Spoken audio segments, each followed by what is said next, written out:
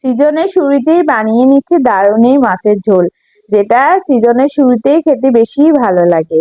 তাই আপনাদের সাথেও আজকে আমি শেয়ার করছি। মাছগুলো ভেজে তুলে নিয়েছি, আর এখানে আমি জিরা আর ডালের বড়ি ফোড়ন দিয়ে তার মধ্যে আলুগুলো দিয়ে একটু ভেজে স্বাদ মতো লবণ আর পটলগুলো দিয়ে এখন খুব ভালোভাবে এটার সাথে মিশিয়ে নেব।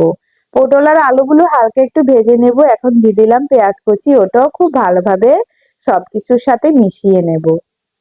হলুদ গুঁড়ো দিয়ে দিলাম, মরিচ গুঁড়ো, ধনিয়া জিরা গুঁড়ো আর কাশ্মীরি লঙ্কা গুঁড়ো, সুন্দর একটা কালারের জন্য।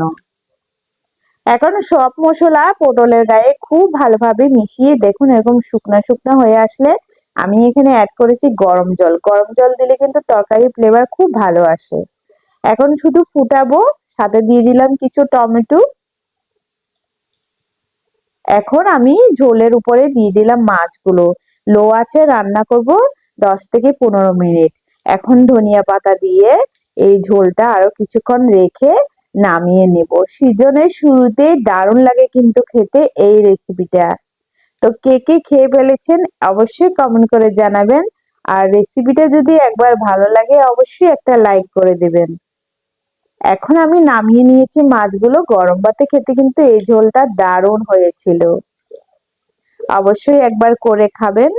আর ভিডিওটা দেখার জন্য সবাইকে অনেক অনেক ধন্যবাদ। ভালো থাকবেন।